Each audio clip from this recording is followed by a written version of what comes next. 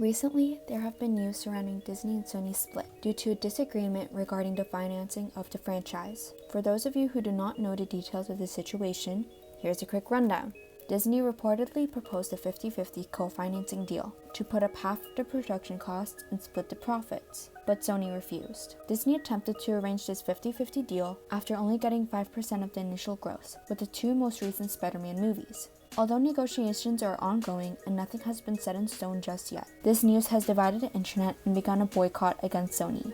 There have been multiple petitions put up by fans of Spider-Man to keep it in the Marvel Cinematic Universe, which Disney owns. Spider-Man has been featured in 5 of their movies up to date, and both the director and lead actor Tom Holland are signed on to do 2 more movies. As of right now, it seems like the majority of the people are in favor of Disney owning Spider-Man, and for multiple reasons. Sony has no track record of performing poorly with their past Spider-Man movies, and many fans of Marvel are confused on how the storyline will continue for both Spider-Man and the MCU as a whole. This is due to the fact that Tony Stark, aka Iron Man, played a big role regarding Spider-Man's story and character arc, and this key element will have to be removed once Spider-Man is out of the MCU.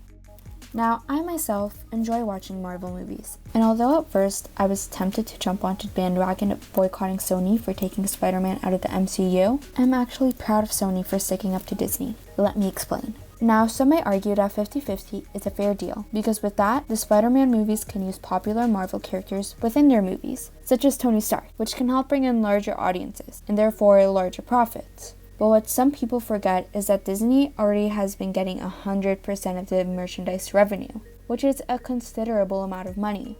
And not to mention, they already had the use of Spider-Man in their theme parks.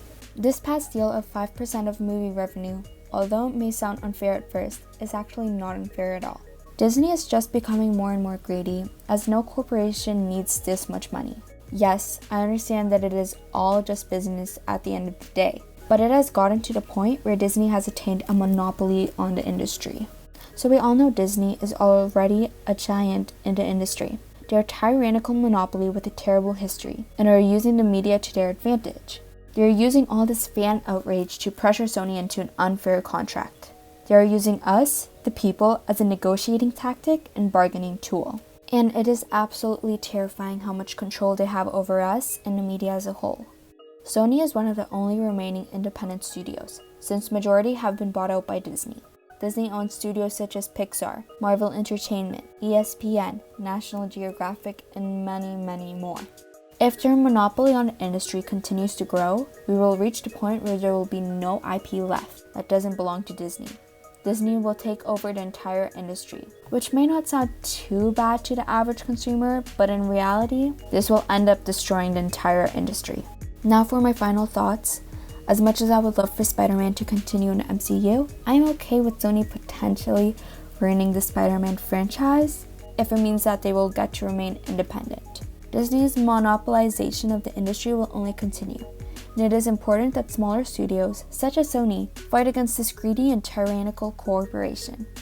Disney has used us, the people, to their advantage for too long. It is time to open your eyes and look past the mouse into what's really going on.